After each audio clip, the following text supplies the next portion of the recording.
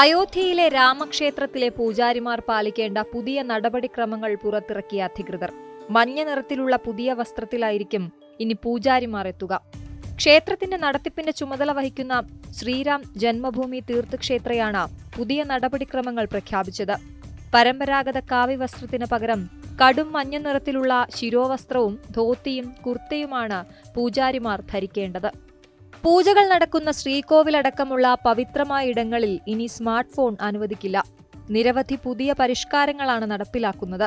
പൂജാരിമാർക്ക് എല്ലാവർക്കും ഒരുപോലുള്ള വസ്ത്രം വേണമെന്നതിനാലും ഇവരെ മറ്റുള്ളവരിൽ നിന്ന് വ്യത്യസ്തരായി പെട്ടെന്ന് മനസ്സിലാക്കാനും വേണ്ടിയാണ് പുതിയ ഡ്രസ് കോഡ് അവതരിപ്പിച്ചിരിക്കുന്നത്.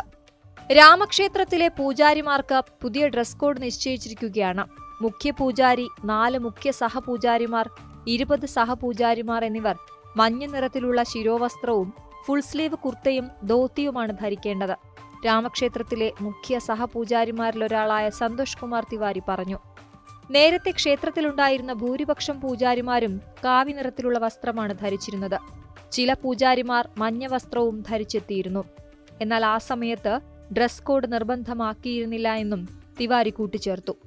സനാതനധർമ്മം പറയുന്നത് പൂജാരിമാർ തലയും കൈകളും മറയ്ക്കുന്ന വസ്ത്രം ധരിക്കണമെന്നാണ്.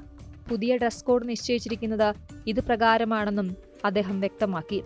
ക്ഷേത്രത്തിലെ ഗർഭഗൃഹ പരിസരത്ത് സ്മാർട്ട് ഫോൺ കൊണ്ടുവരുന്നതിനും ട്രസ്റ്റ് നിരോധനം ഏർപ്പെടുത്തിയിട്ടുണ്ട്.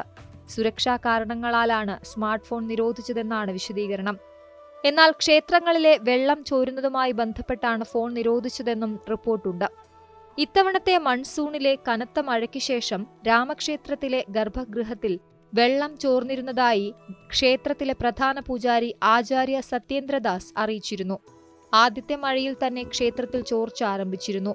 രാംലല്ല വിഗ്രഹം വച്ചയിടത്തും അതിന്റെ പരിസരത്തുമാണ് ചോർച്ചയുണ്ടായത്. ക്ഷേത്രത്തിനകത്ത് പാത്രത്തിൽ വെള്ളം പിടിച്ചു വെക്കേണ്ട അവസ്ഥയും വന്നിരുന്നു. അദ്ദേഹം വാർത്താക്കുറിപ്പിൽ പറഞ്ഞു. ക്ഷേത്രത്തിന്റെ നിർമ്മാണത്തിൽ എന്താണ് കുഴപ്പം സംഭവിച്ചിട്ടുള്ളതെന്ന് പരിശോധിക്കണം. എന്താണ് വെള്ളം ചോരുന്നതിന് കാരണമെന്ന് കണ്ടെത്തണം, അദ്ദേഹം ആവശ്യപ്പെട്ടു.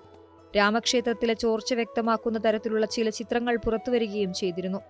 രാമക്ഷേത്രത്തിന്റെ മാനേജ്മെന്റ് ട്രസ്റ്റ് ചെയർപേഴ്സൺ നൃപേന്ദ്രദാസ് ഉടൻ തന്നെ ചോർച്ചയുടെ കാര്യത്തിൽ പരിശോധന നടത്തിയിരുന്നു.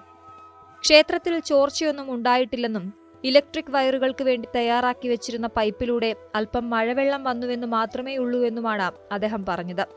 രാംലല്ല വിഗ്രഹം പ്രതിഷ്ഠിച്ചിട്ടുള്ള ശ്രീകോവിലിൽ ഒരു തുള്ളി വെള്ളം പോലും വീണിട്ടില്ലെന്നും അദ്ദേഹം പറഞ്ഞു.